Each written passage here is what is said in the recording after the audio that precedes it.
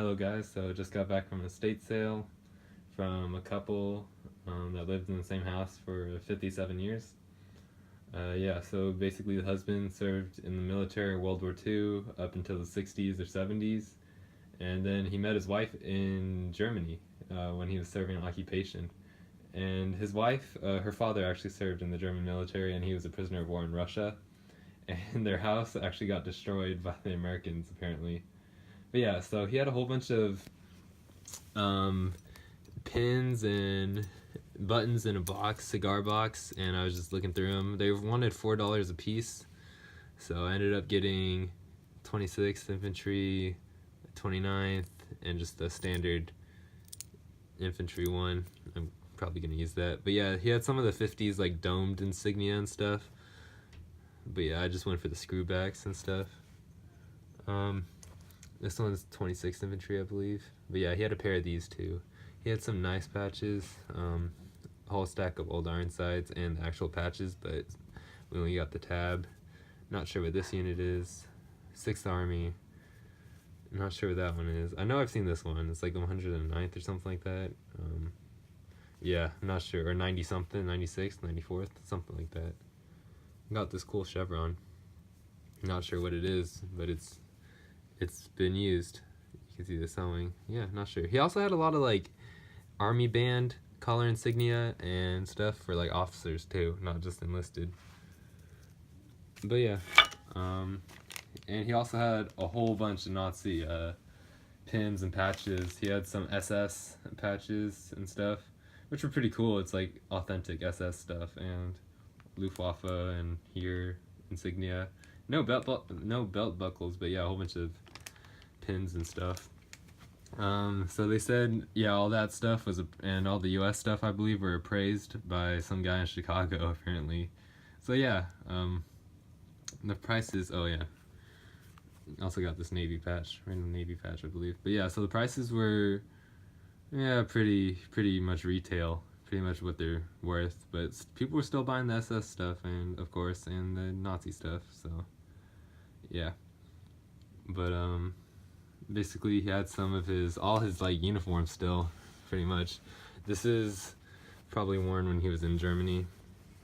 Yeah, it's got the Allied Command in Europe or something patch. He was enlisted, and the date on this jacket is actually 42. See, dated 24 June 42, but the actual date is 5/1/42.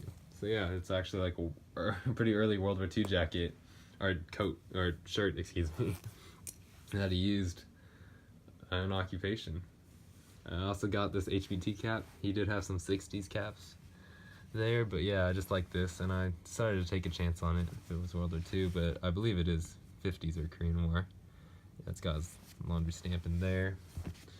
Yeah, most of his gear is laundry stamped. Got this 1945 dated GP strap. Let's see if I can get the date out here. It's dated, yeah, you see the 4, and then that has to be a 5, I think, because it's OD7, that's the green. So yeah, it makes sense if it's 45. Got this nice, really nice, like unused 1952 dated carbine patch. Got two World War II ones. This one's, I think, an Uncommon Maker, PUCE. And yeah, it's got all these different laundry stamps, but none of them are for him, interestingly. And this one's the nice one. It's got thicker canvas. It is a Boit 43, and he wrote property of his name, RF Coda. And his laundry stamp again, C5154, which is in the hat. C5154. Yeah, so 3 carbine pouches. This canteen actually did not come from the estate. My grandpa got it from the flea market, and he told me, yeah, he got a 44 dated canteen, and the cover he wasn't sure about, but he told me it looks old. So yeah, he gave it to me today, and turns out it's 2nd pattern, I believe, Marine Corps. It's got the wire hook up at the top. It is the Marine Corps style wire hook. It's longer, but yeah, it broke off on that side. No drainage hole on the bottom, as you can see. It's in actually pretty good shape. Can't see any quartermaster or depot markings on it, and there's none. But yeah, the snaps are good. It's all there, no tears. Yeah, it's pretty nice canteen. You can see the color difference. Yeah, between like the Marine Corps stuff is more like yellow, I guess collectors call it. Yeah. Got this neat axe. It is laundry numbered B7066, so not to him, and it's got a matching cover, B7066. There's some repairs, as you can see, sewing up there, sewing around the lifted dots. And there is no date, or can't make it out, but I think it's 45. Either that or it's like 44 or post-war. The actual axe itself is made by American Fork and Hoe. And again, I can make out a 194, but I can't make out the actual number on it. So, let's see. Maybe you guys can.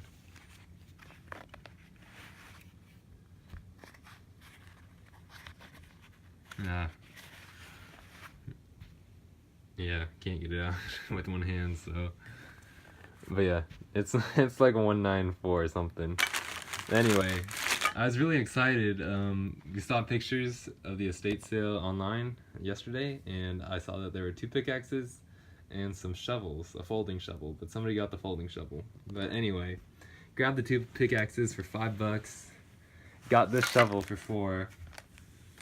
But yeah, turns out this one's made in Taiwan. So I was like, okay, this one's the nicer one, and it's made in Taiwan, so that kind of sucks. But turns out this one, which I thought was U.S., is actually made in Taiwan also. So I paid $10 for 2 made in Taiwan pickaxes, which is a amateur move, and I didn't look at it before I bought it. So that's a lesson for you guys.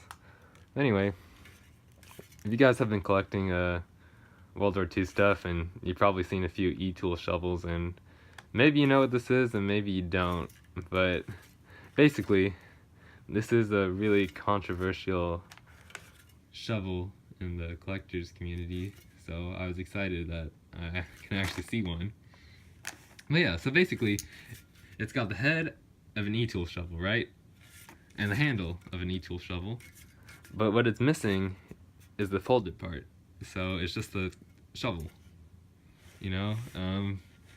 I've heard a lot of different opinions on this. Some say the Marines did it because they had leftover M1910 shovel covers, and they needed to use up their supplies, so then they used a new shovel head and just like got rid of the hinge. I've also heard that these were used on like landing craft, and they were just like put on the side for whatever reason, or like vehicles, I guess. But I've also heard the most believable thing is it's just a surplus, post-war made thing, which makes sense to me. Like the hinges just make things a little more complicated, and like really the only reason why you'd want that is just for putting it in the cover, or just just making it a little smaller. But yeah, because most civilians would probably prefer just your normal shovel. So that's what I think. Anyway, I think this is just surplus store modification, but I still thought it was cool. Still made out of U.S. parts, so yeah. Wasn't able to find a date on this. If it was a normal E-tool, it should be stamped. Yeah, which is another indicator of it's not issued, not an issue item. But yeah, it could be. Who knows? It's got red paint, which I don't know if it was painted red at first and then somebody painted it black over, or somebody just wanted a red stripe or something. Somebody wanted to paint it red, ran out of red paint, and then decided to paint it black. Yeah, it's kind of cool. So if you guys have ever like seen this or have one like it, yeah, please feel free to let me know. There are a couple threads on the U.S. Militaria forum talking about this, so yeah, thought that was pretty interesting. But overall, not too bad. My brother got some Vietnam stuff too, but probably the best stuff is the shirt and the collar insignia and the patches. But yeah, thank you for watching, and please like and subscribe. I'll see you next time.